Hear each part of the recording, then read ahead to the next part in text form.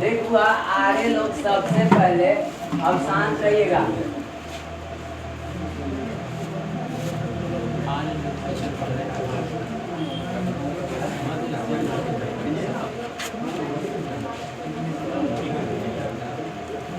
देखो आर्य लोग भारत के तनी सा इलाका में प्रवेश किए थे, ज्यादा प्रवेश नहीं किए थे।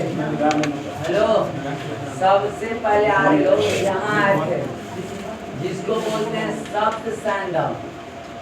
आपसे पूछेगा आर्य लोग पहले कहाँ निवास प्रवेश किए थे? सप्त सैंधव में निवास किए थे। जानते हैं? पूछेगा ये लड़का कि इन्हें काहे नहीं पहुँचे थे? बिहार यूपी में काहे नहीं आए थे? बिहार यूपी में काहे नहीं आए थे? इधर नहीं आए थे। इन्हीं का भूमि उपजाऊ था, इन्हीं का भूमि बहुत ज्यादा उपजाऊ था, इसलिए इधर जंगल था, इधर जंगल था। वो लोग डरते थे जंगल से, समझे? इसी कारण से इधर नहीं आए थे। इधर पहाड़ी क्षेत्र था, उपजाऊ नहीं था उतना, इसलिए ये लोग इधर पाकिस्तान, बलूचिस्तान, सिंध, ये सब एरिया में रह गए। कौन रह गए? पूछेगा क्या आज श्रीलंका गए थे? नहीं, श्रीलंका नीचे था, श्रीलंका नहीं गए थे। बिना आज क्या बिहार गए थे, यूपी गए थे? नहीं गए थे। तो सुनिए, आर्य लोग सबसे पहले सप्त सैंधव में प्रवेश किए, निवास किए, सबसे पहले यहाँ रहे। और आर्य लोग ये हुआ, उधरी नदी हुआ करता था। आर्य लोग आपको पूछेगा कि आर्य लोग से कौन नदी परिचित नहीं है, तो पहले जो परिचित है उसको याद कर लेना है। ठीक है? पूछता है कि आर्य जो समय आए थे, तो देखो आजकल के आधुनिक नाम है, ये कौन नाम है? आधुनिक नाम है। और ये क्या है? ऋग्वैदिक नाम। देखो ये नदी का ऋग्वैदिक नाम है, ऋग्वैदिक नाम। देखो सिंधु को पहले भी सिंधु कहा जाता था, आज भी क्या कहा जाता है? सिंधु कहा जाता है। पहले झेलम को पहले बीतस्ता कहा जाता था, बीतस्ता देखो लिखल है। और चिनाब को देखो सर, झेलम को ऋग्वेद में इसको क्या कहा जाता था? बीतस्ता। लेकिन आज इसको क्या बोलते हैं? झेलम। पहले चिनाब नदी को बोला जाता था अस्किनी। क्या बोला जाता था?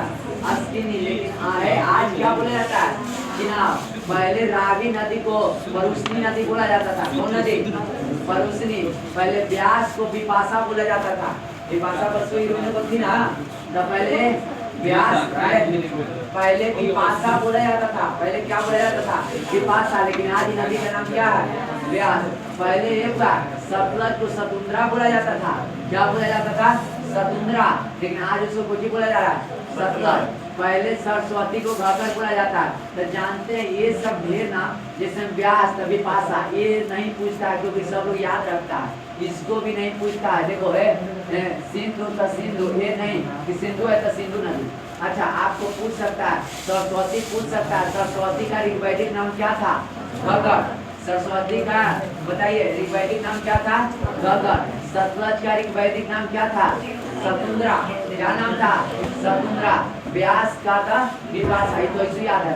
रावी का बताइए, रावी हड़प्पा बताए थे, रावी का पुराना नाम क्या था? परुष्णी। क्या नाम था? चिनाब का पुराना नाम अस्किनी। झेलम का पुराना नाम यानी ऋग्वैदिक नाम है। अब बताओ तो उन्होंने क्या करा?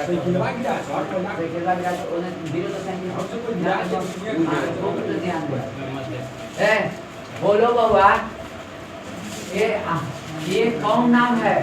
ऋग्वैदिक नाम है, ऋग्वैदिक। पहले हड़प्पा है, आज हम लोग रावी नदी कहते हैं, लेकिन ऋग्वेद में इसको कौन नदी बोला जाता था? परुष्णी। क्या बोला जाता था? परुष्णी। तो देखो व्यास को व्यास बोल रहे हैं, लेकिन ऋग्वेद में क्या बोला जाता था? विपाशा। क्या बोला जाता था? विपाशा। आज सतलज बोल रहे हैं, लेकिन ऋग्वेद में क्या बोला जाता है? सतुंद्रा। आज सरस्वती बोल रहे हैं, लेकिन ऋग्वेद में क्या बोलता है? घाघर नदी। कौन नदी? घाघर नदी। तो देख बाबू, आपको इतना ऋग्वेद में इतना नदी था, क्या गंगा से परिचित था ऋग्वेद? क्या गंगा से परिचित था? तो सुनिए, था। एक बार ऋग्वेद में गंगा का नाम आया है, इसीलिए मारेंगे, बाकी कोई नदी आ जाए तो नहीं मारिएगा। अच्छा, उसमें जब गंगा का एक बार नाम आया तो सबसे पवित्र नदी कौन हो सकता है? गंगा। सबसे पवित्र नदी अगर एग्जाम में आएगा सबसे पवित्र नदी कौन है तो कुछ मारिएगा गंगा। गलत बात है, वो गरी सबसे पवित्र गंगा को नहीं माना था, गंगा को एक बार चर्चा किया है। हेलो, ऋग्वेद में गंगा को के बार चर्चा? एक बार। सबसे ज्यादा बार कोई चर्चा है ऋग्वेद में तो सिंधु नदी का चर्चा है। आपसे पूछेगा ऋग्वेद में सबसे ज्यादा बार चर्चा कौन नदी का है? सिंधु नदी का। और सबसे पवित्र नदी बताया गया है, नदियों में उत्तम, तो इसीलिए कहा जाता है नदीतम। नदी में उत्तम, ये लड़का नदी में उत्तम, इसीलिए का नदीतम। तो नदीतम नदी जानते हैं किसको कहा गया? सरस्वती को। कौन नदी को कहा गया?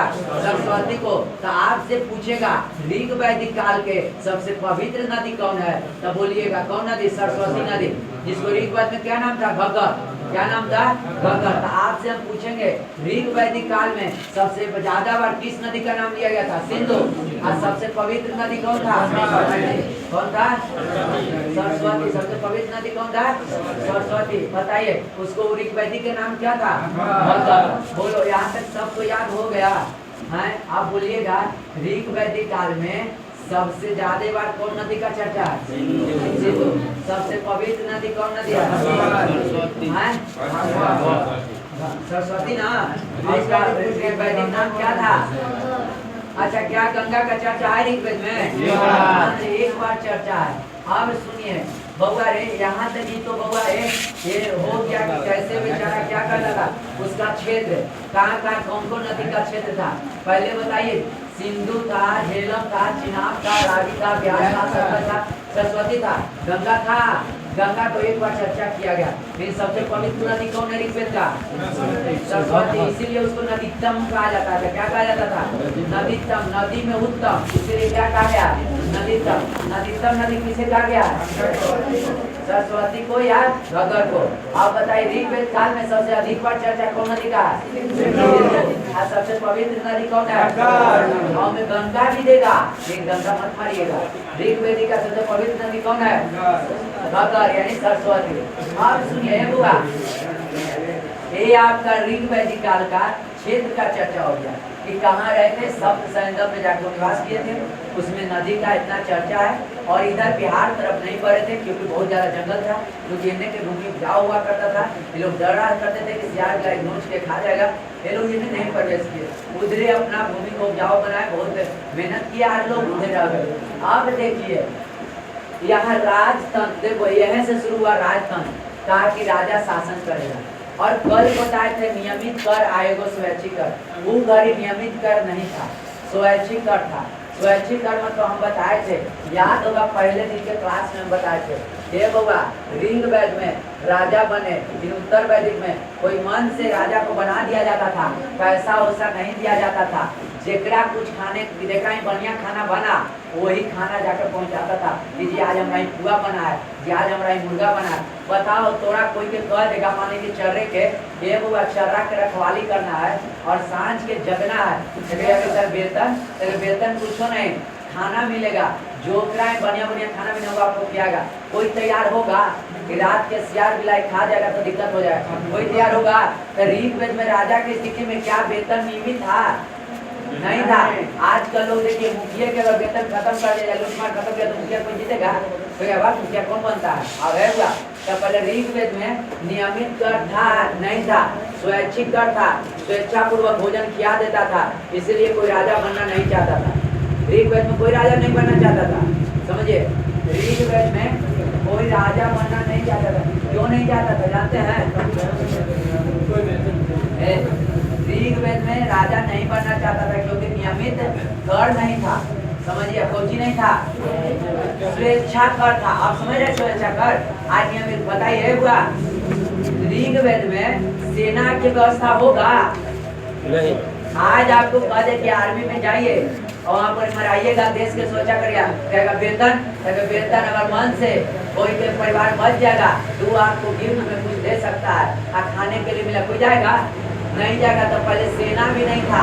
तो सेना जानते हैं पहले कैसे था कि मान लीजिए कि गांव में, हेलो आपके गांव है, गांव जवार है, गांव जवार में कोई आ गया ट्रांसफार्मर पर से दूसरे के गांव लाइन ले जा रहा है, तो ये वो तुरंत कोई कहेगा अरे लाइन ले जो मैं के तोरे वो आओ तो समोसे गांव जाके कहेगा ये कौन ले जाए तो दूसरे गाँव करे सब गाँव आ जाएगा वो सेना तैयार हो जाता है पूरा गाँव आ जाएगा आता निकनानो एकदम हाथ साफ कर देता है कि दूसरे गाँव का लाइन तो वैसा सेना था समझिए कैसे सेना था ऋग्वेद में सेना की व्यवस्था नहीं था तो हाँ था कि अगर कोई के साथ दूसरा कबीला वाला कोई आता था तो सब मिल के एक साथ जाता था समझे यानी कहने का मतलब है कि देखो ये ऋग्वेद में राजा जो बनाया जाता था राजा बनाया जाता सुनिए राजा कैसे बनता था ऋग्वेद में क्या होता था ना कि एक गांव होता था सुनिए ये गांव होता था गांव में बहुत सारा घर होता था ऐसे ऐसे घर होता था ऐसे इसमें एक जो मरे लायक है ना देखो ये हुआ अगर आज कहते हैं पंडित के बिना शादी भी नहीं होता है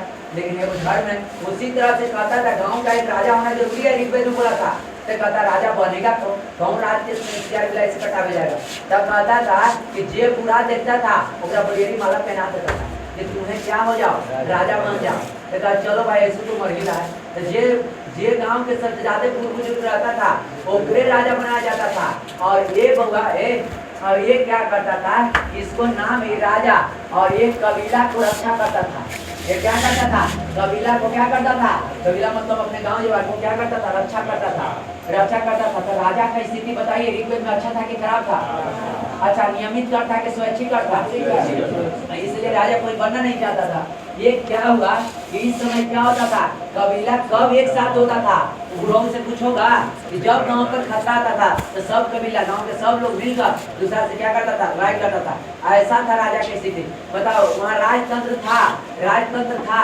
अभी राजा बन गया बुढ़ाओ ये मर जाएगा तो एक बेटा बुढ़ाएगा तो फिर राजा बनेगा नहीं तो तब तक राजा का पद खाली रहेगा समझे ऐसा सिस्टम लगा दिया कि पक्का है कि बुद्धिजीवी काम किया होगा सोचा कि हम अपना ही काले जाए बुढ़ो के काले भेजेंगे अब एक से नियम बना देना कि जो राजा है ना ओकरे बनेगा बेटा राजा ठीक ना तो यही राजतंत्र आया राजा की स्थिति ऋग्वेद में अच्छा था कि खराब था अब पहले बुढ़ऊ के बनाया जाता था लेकिन ऋग्वेद के पीछे आते लोग सोचा कि खराब सिस्टम है बरियारी कोई के राजा बनाना बरियारी कोई राजा मत बनाइए जे राजा बन गया ओकरे खानदान राजा बनेगा तो कहा कुछ दिन तक पद खाली रहेगा रहने दीजिए लेकिन राजा का बेटा ही राजा बनेगा समझे तो राजा का बेटा बुरा होने का इंतजार होता था बुढ़ाया तब राजा बनता था ऐसा सिस्टम ऋग्वेद में था तो राजतंत्र था तब पूछेगा ऋग्वेद में राजतंत्र था हाँ था राजा का बेटा ही राजा बनता था स्वैच्छिक करता कि नियमित करता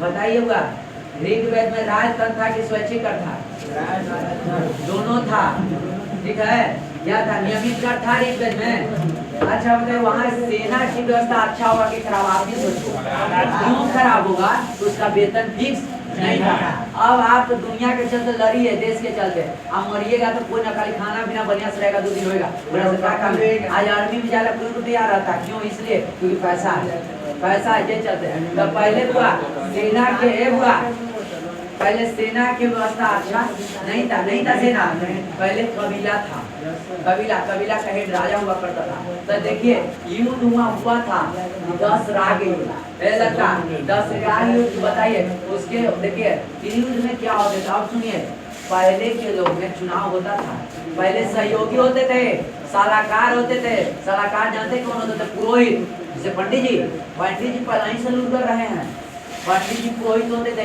सलाहकार तब पहले ऋग्वेद में पंडित उसको नहीं बनाया जाता था कि जात के जो पंडित है जो तेज रहता था उसको पंडित कहा जाता था समझे आज तो जो जात से है एक ही घर में पंडित लोग सब मिल सकते थे तब पहले ऋग्वेद में जो पढ़े लिखे आदमी को क्या बोला पुरोहित बना दिया जाता था ब्राह्मण बना दिया जाता था तो सुनिए बहुआ रे तो देखो कबीला क्या करते थे अपने गांव के रक्षा करते थे एक राजा हुआ करते थे एक नाम है भरत कबीला सुनो 10 राग युद्ध कैसे हुआ एक नाम है भरत कबीला देखिए एक नाम है कबीला थे उनका नाम है भरत उनका कबीला के नाम से कोई नहीं जानता है फला खनान तो भरत कबीला था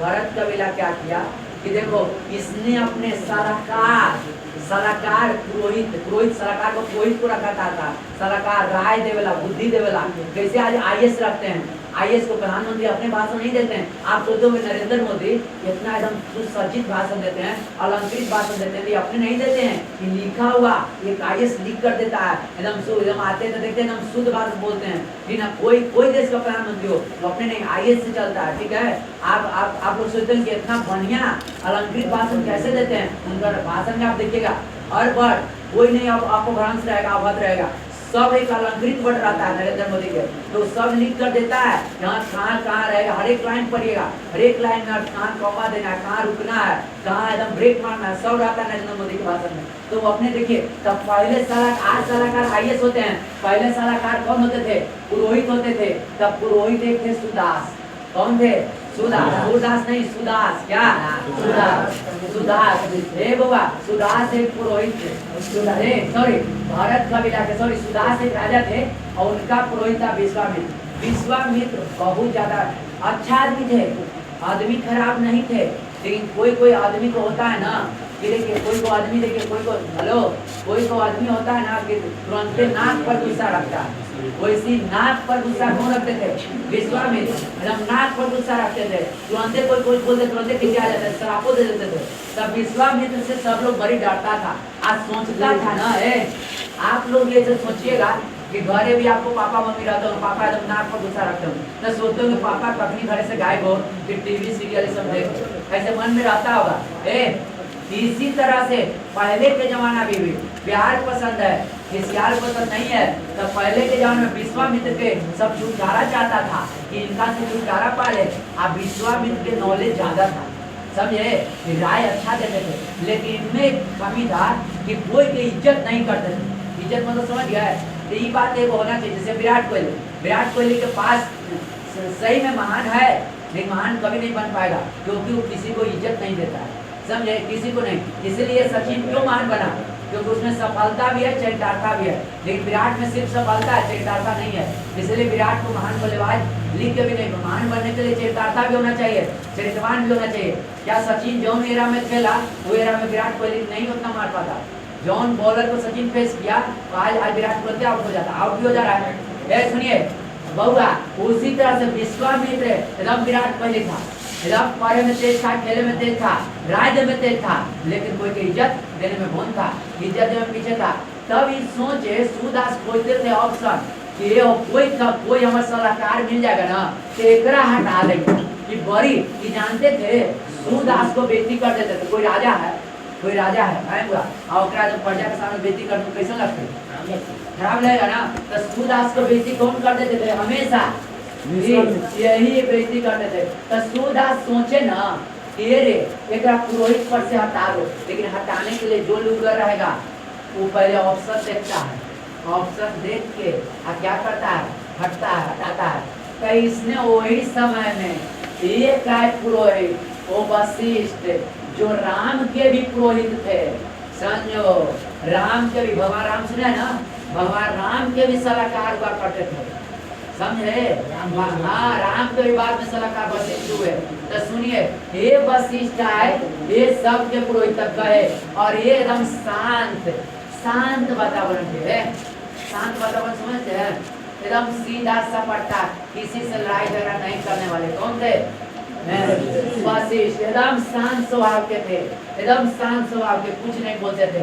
नहीं तुरंते कहे, ये पूछे सूदास बोले ये वशिष्ठ को जाके कि आप हमरा ही पुरोहित बनिएगा, तो कहेंगे ना कि तोरा ही तो वैसी है तो हमरा को गरमा जाएगा, लड़ जाएगा, वो जैसे बनेंगे तो ये कहेगा कि हमरा न रखेला है, आप बोलिए रहिएगा। आइए भरत कबीला में, ये कौन कबीला था, भरत कबीला। भरत कबीला के राजा कौन थे, सूदास। अब देखो अब हुआ क्या हुआ होगा, तब तुरंत कहे विश्वामित्र आप तो पुरोहित नहीं रखेंगे, कहने के लिए भी मौका खोजता, डर के बेचारा, क्योंकि किसी आदमी था, ठीक ना, अगर एकलौता था, एकलौता रहता है तो थोड़ा सा दिन ज्यादा देता है, तो एकलौता था हुआ है। तो इसने हुआ ये बोला कि तू हमरा हटा देगा, ठीक है, हट गया। और सूदास ने किसको अपना पुरोहित बनाया, अब आपसे ऑब्जेक्टिव आएगा। सूदास ने, भरत कबीला के राजा सूदास ने किसको हटाकर अपना पुरोहित बनाया था, और इसके बदले विश्वामित्र क्या करेगा, तो सोचो। अब विश्वामित्र के नाक का गुस्सा इतना हमला हटा दे हमरा एक विश्वामित्र 10 गो कबीला के इकट्ठा किया। क्यों कबीला के इकट्ठा किया? 10 गो कबीला के इकट्ठा किया। यही ना कहते 10 राग युद्ध, 10 को राजा को बुलाया, यही से नाम एक 10 राज। अकेले हो गया कौन? भरत। भरत कबीला। कौन कबीला? भरत कबीला। ये अकेले हो गया। सुनिए, विश्वामित्र ने 10 को कबीला को इकट्ठा किया और भरत कबीला को अकेले कर दिया और कहा कि दम में तो लड़ लो।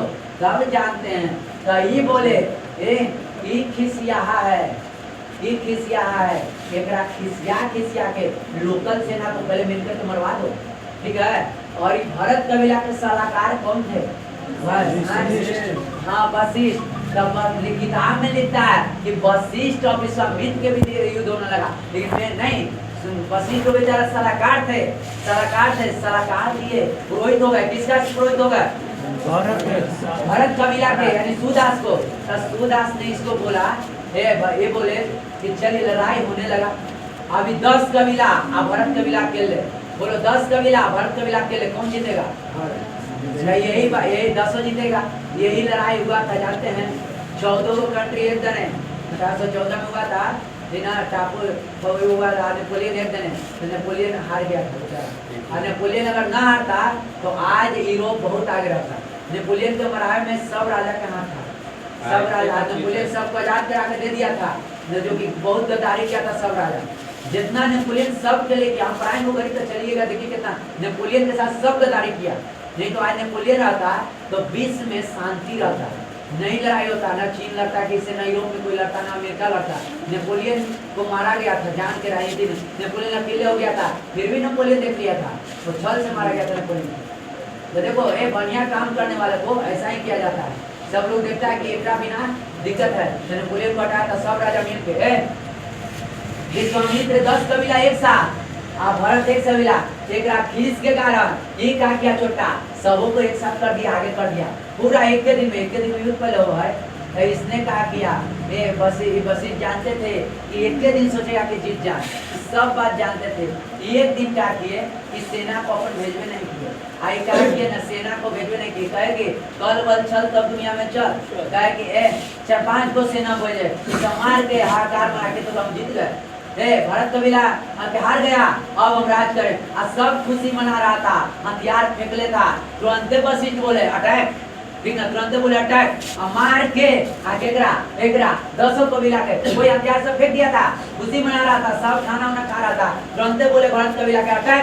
देखो कितना बड़ा, खुद तो बेचारा नहीं, सब सेना को भेजे, ठीक ना। आपने कहा जाए कि हम सरेंडर, ये बोल दिए, ठीक है, कह दो कल बल चल तब दुनिया में चल, मौसम विभाग के नेता बनो।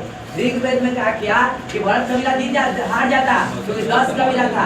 वशिष्ठ क्या किए, क्या समझिएगा, वशिष्ठ कहे कि अभी सब सेना के नहीं भेजो, जितना कमजोर है प्यादा उसको भेज दो।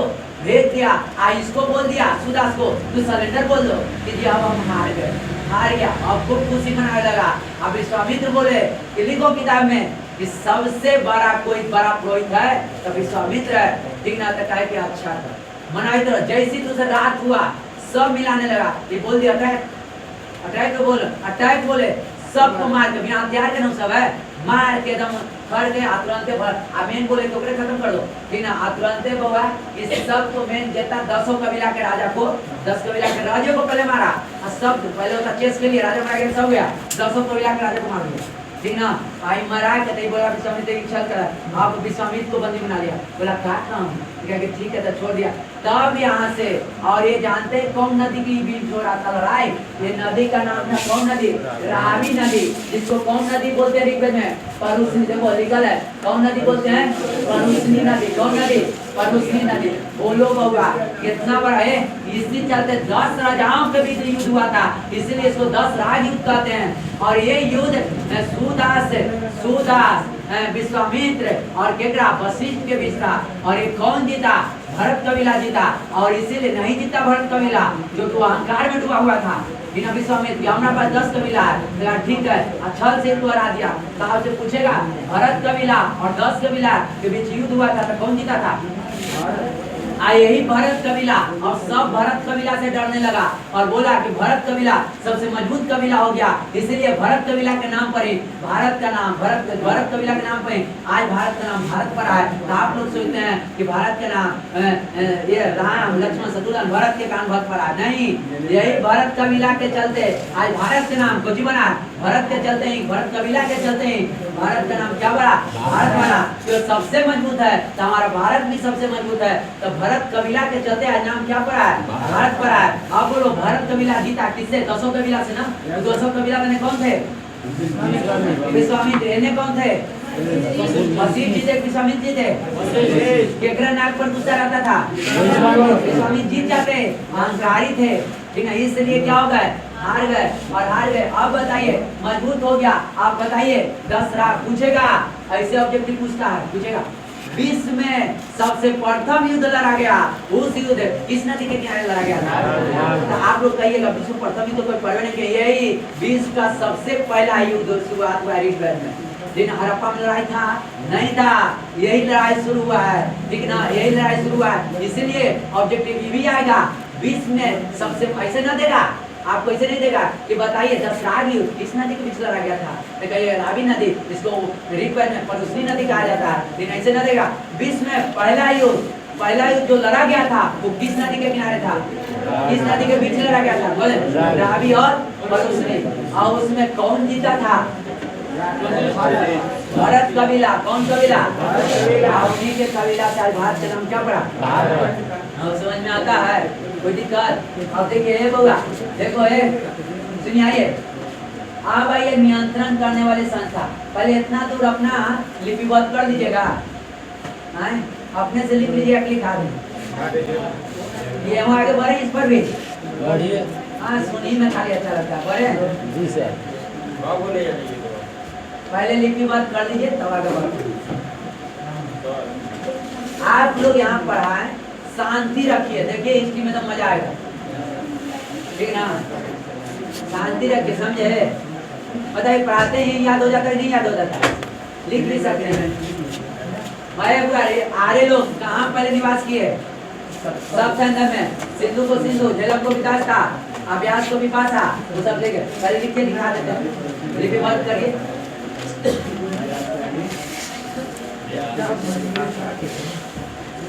ऋग्वेद का राजनीति में लिखे हेडिंग दिए थे, नीचे छोटा सा हेडिंग दीजिए क्षेत्र, क्या हेडिंग दीजिएगा, क्षेत्र, हाँ राजनीति, ऋग्वैदिक काल, ऋग्वैदिक काल दिख रहा है,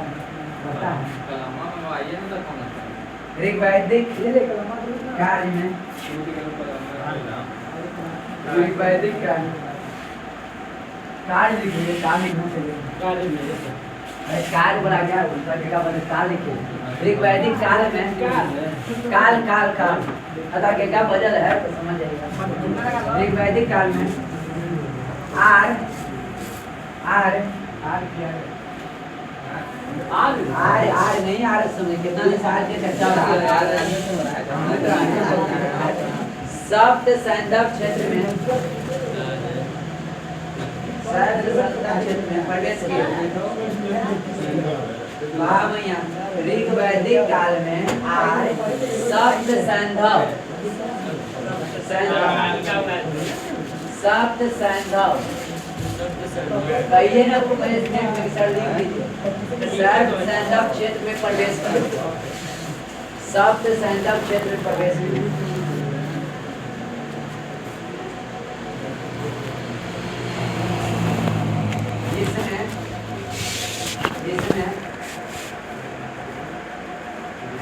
अफगानिस्तान अफगानिस्तान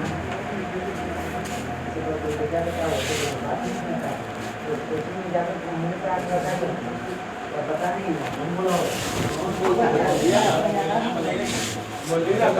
इसमें अफगानिस्तान पाकिस्तान पाकिस्तान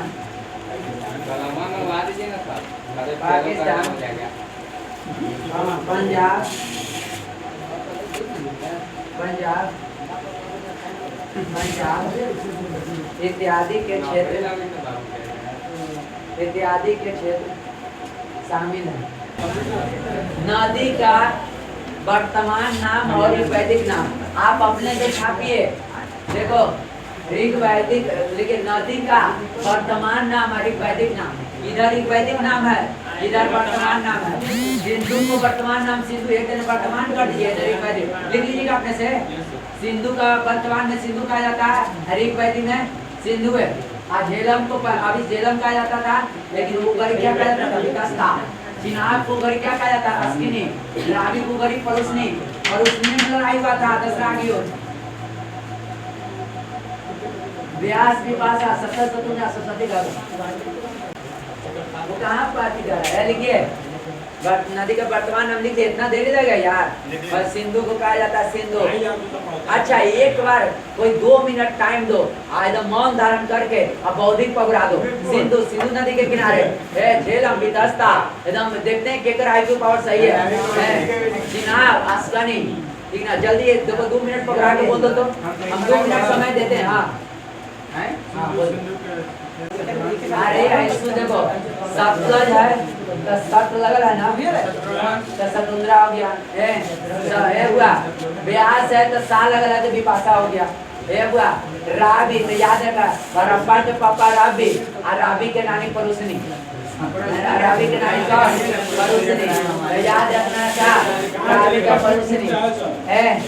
आप भी याद रखें रावी के नानी परुष्णी अपन चीने असगर्णी, अपन चीने असगर्णी, अपन चीने असगर्णी, असगर्णी होता ना है, देखता है कि असगर्णी देखिएगा है, लाइट जा लीजिए लड़का।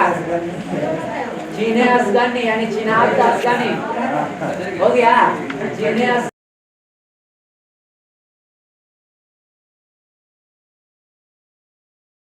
राजतंत्र का प्रारंभ,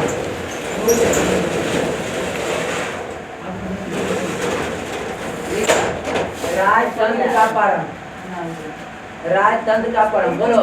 राजतंत्र का था कि नहीं था, राजा का बेटा राजा बनेगा, लेकिन पैसा था।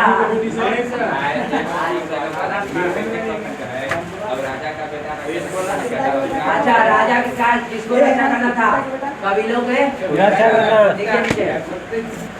राजा का काज। अरे पहला लिखे राजतंत्र प्रारंभ, राजतंत्र प्रारंभ लिखो दूंगा। ऋग्वेद में राजतंत्र प्रारंभ था, पहला पॉइंट में राजतंत्र प्रारंभ, राजतंत्र प्रारंभ लिखिए। हाँ पहले राजतंत्र प्रारंभ लिखिए, अगला चमक लिखिए राजा का काज।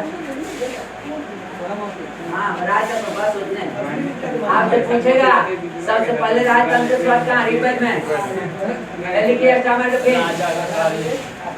राजा का काज कबीलों की रक्षा करना, राजा का काज कबीलों की रक्षा करना, राजा का काज कबीलों की रक्षा करना, राजा का काज कबीलों की रक्षा करना। अगला नियमित सेना नहीं था, नियमित सेना नहीं था। हाँ नियमित सेना था या नहीं ना, नियमित सेना नहीं था।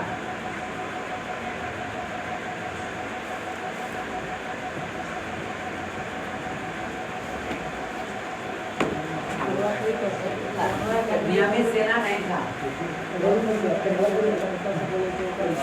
देखिए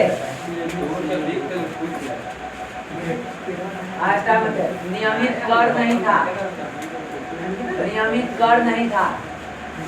स्टार मार्क लिखिए नियमित कर नहीं था, नियमित कर नहीं था। कर अगला स्टार मार्क लिखिए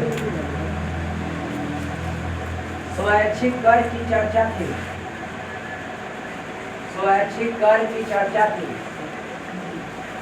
स्वैच्छिक कर की चर्चा थी, स्वैच्छिक कर की चर्चा थी, स्वैच्छिक कर की चर्चा।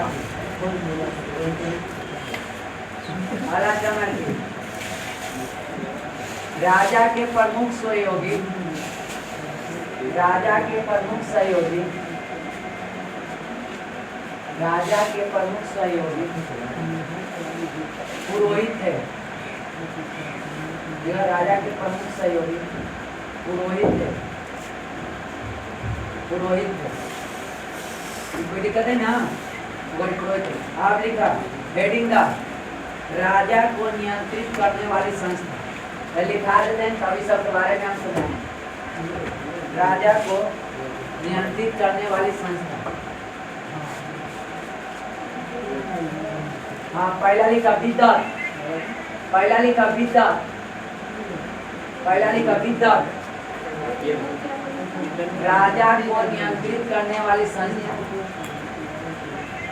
राजा को नियंत्रित करने वाला संस्था। तो देख रहे हैं हम बहुत देर से, कुछ रहोगे सर नहीं देख रहे। राजा को नियंत्रित करने से हेडिंग लीजिए, पहला विद्वत। सुनिए विद्वत क्या था, सुन लीजिए। विद्वत में क्या होता था, परिवार के लोग अपने में से राय सलाह करते थे, क्या करना चाहिए क्या नहीं करना चाहिए। सुनिए ऋग्वेद में पहला आता था कि परिवार के लोग आपस में बैठते थे और राय सलाह करते थे यहाँ क्या उचित है, कौन कार्य करना चाहिए, कौन कार्य नहीं करना चाहिए। आज भी चीज है, आज भी परिवार में घर मीटिंग होता ना है, तो पहला विद्वत लिखे रहिए। यह सबसे प्राचीनतम संस्था थी, यह सबसे प्राचीनतम संस्था थी। हाँ, यह सबसे प्राचीनतम संस्था थी। विद्वत लिखे डाल दीजिएगा, यह सबसे प्राचीनतम संस्था थी।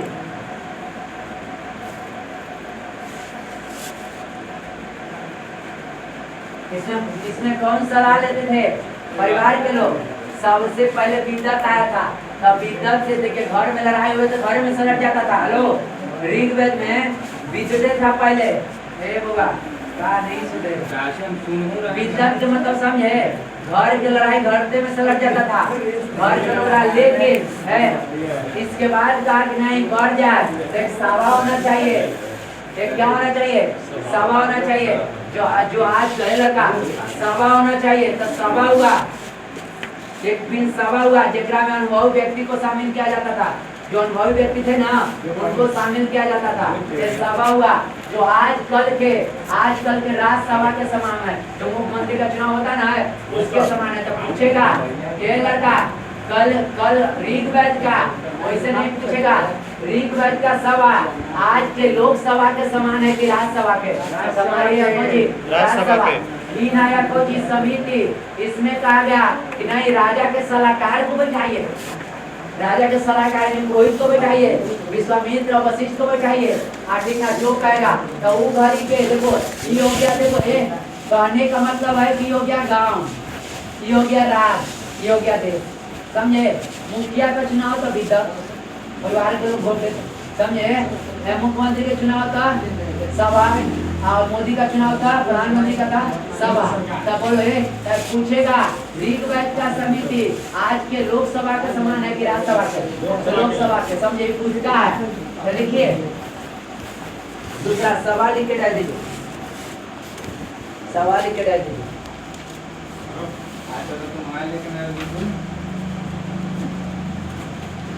ठीक है, इसमें अनुभवी व्यक्ति शामिल होते थे, इसमें अनुभवी व्यक्ति शामिल होते थे, इसमें अनुभवी व्यक्ति शामिल होते थे, इसमें अनुभवी व्यक्ति शामिल होते थे, इसमें अनुभवी व्यक्ति शामिल होते थे। देखिए सुनो, याद हो रहा है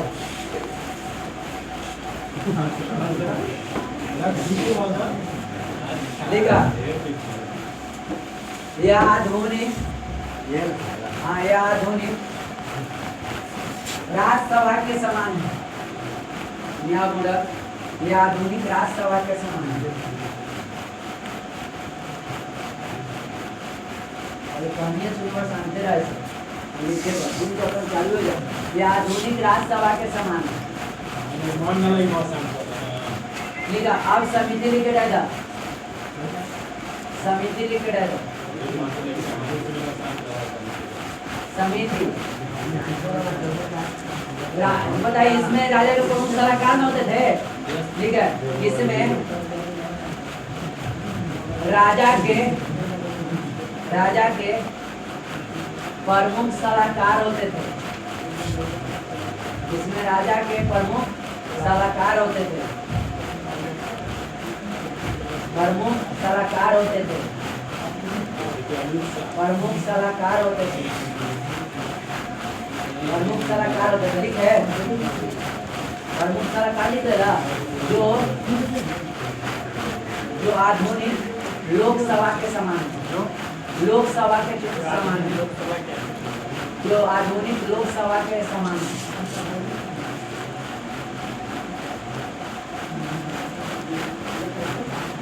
अब लिखा 10 राग युद्ध हेडिंग 10 राग युद्ध हेडिंग 10 राग युद्ध 10 राग युद्ध। हाँ जय प्रभु।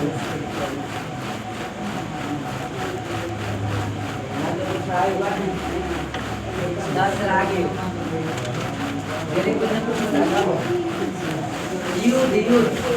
युद्ध केव्हा म्हणतात केव्हा म्हणतात सतमा हे पडित आता 10वां ना 8 में शुरू हुआ था 7 शुरू नहीं हुआ था।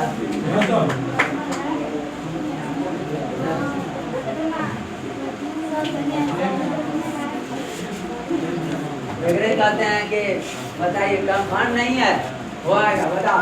सताया था युद्ध सताया हर युद्ध तो 10 में आया। ठीक है 10 राग युद्ध नीचे लिखिए स्टार मार के।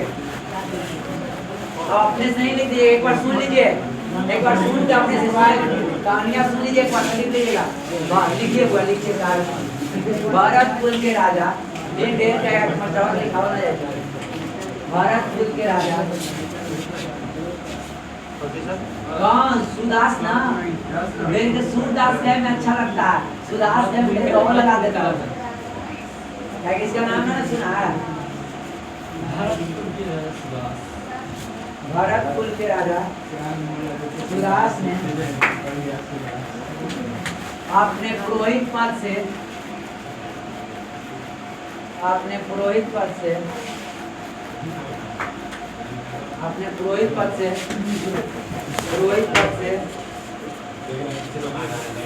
पद से विश्वामित्र को हटाकर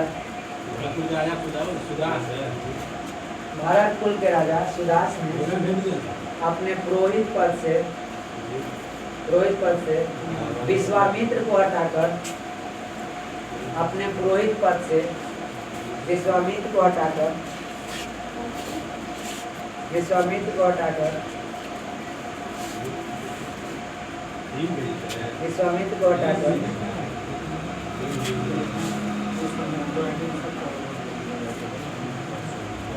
वशिष्ठ को पुरोहित बनाया। वशिष्ठ को पुरोहित बनाया।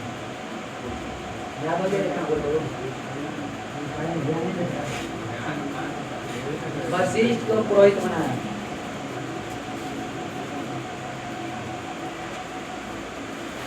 वशिष्ठ को पुरोहित बनाया लिखे।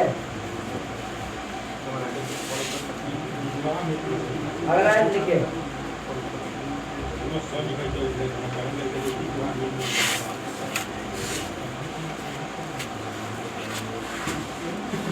ठीक है। 10 राग युद्ध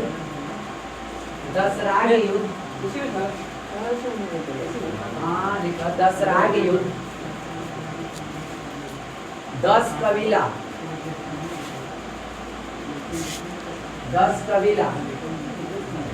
और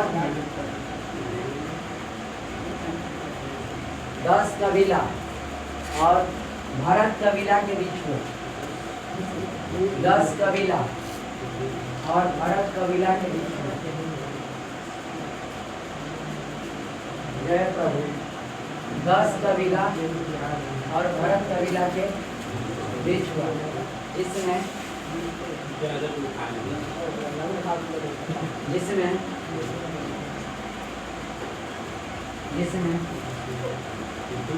भरत कबीला की जीत हुई।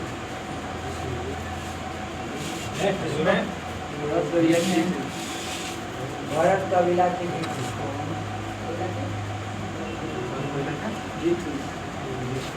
अर्थात पुरोहित विशिष्ट पुरोहित वशिष्ठ पुरोहित विशिष्ट वशिष्ठ पुरोहित वशिष्ठ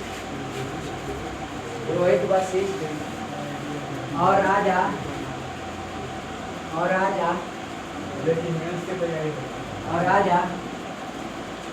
सूरदास की विजय हुई। राजा सूरदास की विजय हुई। सूरदास में अच्छा लग रहा है। सूरदास की विजय तथा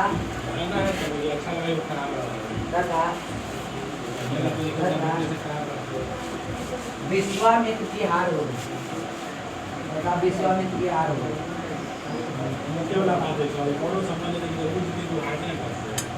विश्वामित्र की हार हो गई। विश्वामित्र की हार हो गई। अष्टांग फिर दशराग युद्ध रावी नदी के किनारे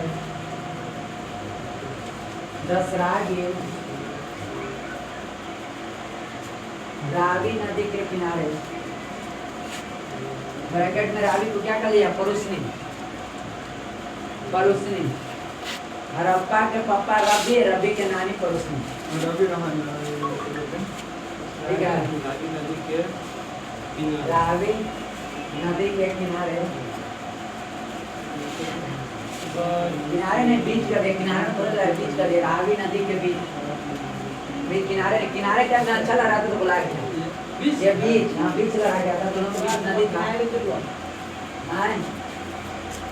करा गया तो कब बोलेगा तो ना। रावी नदी के बीच लड़ा गया था।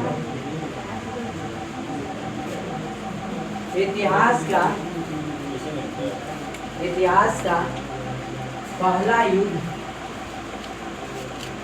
बोलो अब याद रहेगा कि नहीं? सब दिन के लिए भारत के नाम कैसे प्रभाव समझ में आया? इतिहास का अभी है 1-2 दिन और युद्ध चलेगा। हाँ, उत्तर वैदिक से और मजा आएगा। विश्व का पहला युद्ध दशराग युद्ध। वो कब मेरा मत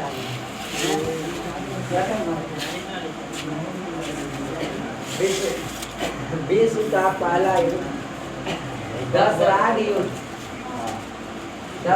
युद्ध था। बोले डेट पे देखना वैसे विश्व का पहला युद्ध कौन युद्ध था? इतिहास से पर अगला लिखिए। मास्टर मार्केट आर्य लोग बिहार या यूपी में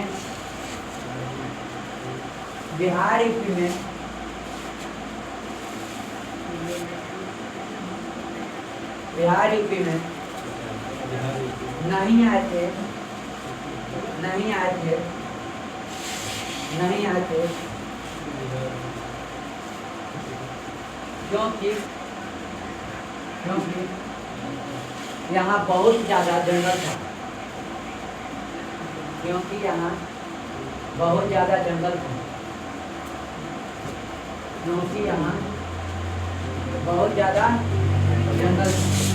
इसलिए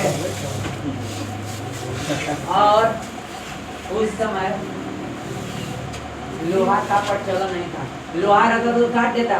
लोहा पर जाना ऋग्वेद में लोहा का प्रचलन नहीं लिखता। पूछेगा क्या ऋग्वेद में लोहा था? तो नहीं। और उस समय लोहा का प्रचलन नहीं था।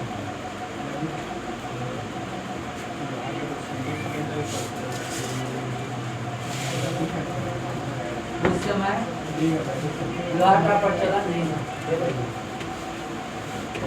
अब लिखे हेडिंग प्रशासन की इकाई।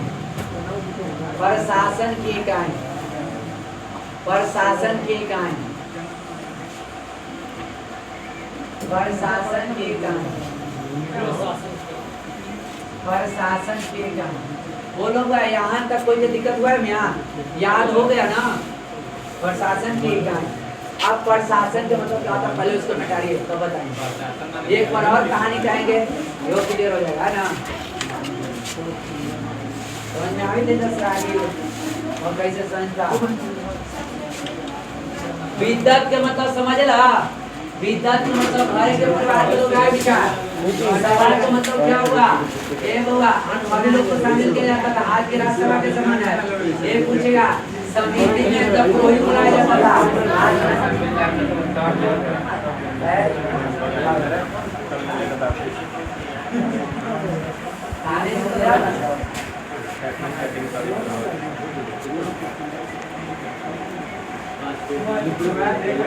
पहले बताइए सिंधु का वैदिक नाम?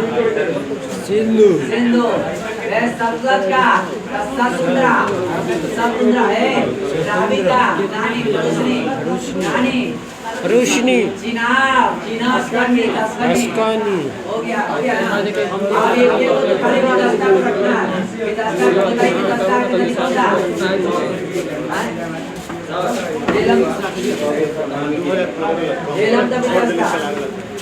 क्या सर? नदी पूछे तो बता देगा। ब्यास का पिपासा टोटल 6 नदी है गिन लो। 7 गो। गंगा का चर्चा था एक बार। सबसे पवित्र नदी सबसे पवित्र नदी समझा लिखा। अरे तो अपने से कुछ लिख लिया कोना में। सबसे बाद ज्यादा बारीक में कौन नदी की चर्चा? सिंधु नदी। एक बार गंगा का प्रयोग किया गया। लिख लो 3 को नोट अपने से। एक बार गंगा का प्रयोग किया गया। सबसे ज्यादा बार सिंधु नदी। और सबसे पवित्र नदी सरस्वती, जिसको नदीतम भी कहा जाता है। क्या कहा जाता था? नदीतम। लिख लो अपने से। वो से लिखा भी करिएगा।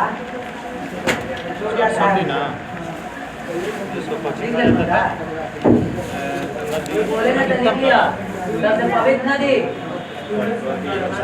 हाँ उसको नदीतम नदी भी कहा जाता है। मशीन सब खेले सर सब अरे कुछ कुछ भूल जाते हैं। अब कौन नियत उमर न रहा। राज के बाद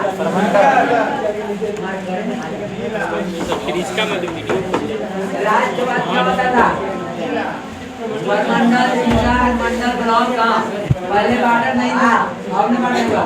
पूछेगा प्रशासन की सबसे छोटी इकाई पहले क्या होता था? उसी तरह से जानते हैं प्रशासन केंद्र का। हेलो वो नहीं लिखना है। रिकॉर्ड में चल रहा है।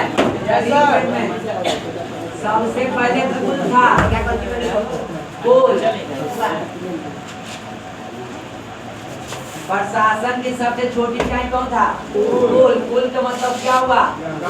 कुल का मतलब हुआ ना छोटा ये को हुआ ना। अरे परिवार। कुल का मतलब क्या हुआ? परिवार वंश। और उसके बाद होता था प्रशासन का 20। 20 के मतलब खानदान। 20 के मतलब खानदान। 20 के मतलब क्या हुआ? खानदान। उसके बाद आपको पूछेगा ग्राम। क्या? ग्राम। उसके बाद था जन। ये होगा लड़का। यहाँ से ऑब्जेक्टिव आएगा कि ऋग्वेद के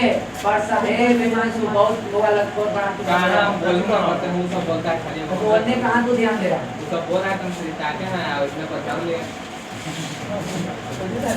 प्रशासन की सबसे छोटी इकाई क्या होगा? पहले मतलब क्या होता था? वंश। वंश से फिर क्या बनता था? खानदान। खानदान से क्या बनता था? गांव। और गांव से बनता था जन। क्या? जिला बनता था। ऐसे आपसे वहाँ ऑब्जेक्टिव वैसे नहीं आएगा। पूछेगा प्रशासन की सबसे छोटी इकाई क्या था? और प्रशासन की सबसे बड़ी इकाई क्या था? बाद आता उत्तर में जनपद संवाद में आएगा। जन तक रहा था। अब आपसे ऋग्वैदिक काल में पूछेगा प्रशासन की सबसे छोटी इकाई और सबसे बड़ी इकाई। कोई दिक्कत नहीं पूछता। मतलब वंश। वंश से जब बड़ा था खानदान हुआ 20। और बाद हुआ गाँव हुआ। फिर मान जनसंख्या होगा तो बाद बना जन। तो सुनिए तो होगा प्रशासन की सबसे छोटी इकाई कुल और सबसे बड़ी इकाई में लिखिए। ये वाला उतारिए। ये वाला उतारिए। ये नहीं उतारना। ये उतारना। ये ग्राफ कितना वाला नोट में लिखना है? बोलो बोलो बोलो। कौन कहा कितना वाला नोट? हम बताते हैं, हाथ का बता। तू वो घबराहट नहीं है।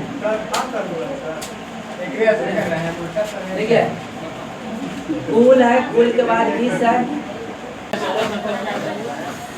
देखिए प्रशासन की सबसे छोटी इकाई ऋग कर लगा दिया। ऋग्वेद में प्रशासन की सबसे छोटी इकाई, ऋग्वेद में प्रशासन की सबसे छोटी इकाई कुल था। कुल था, कुल था, कुल था। तो भाई तो 10वां में एकदम 90% लगता है।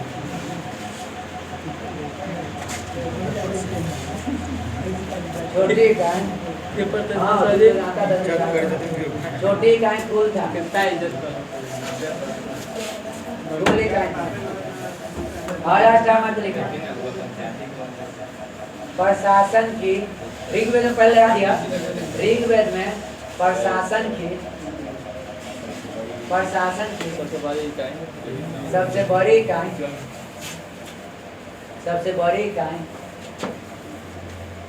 सबसे बड़ी इकाई जन था। जन था। ये डाउट लिख लिए, करीब पे सुनेंगे।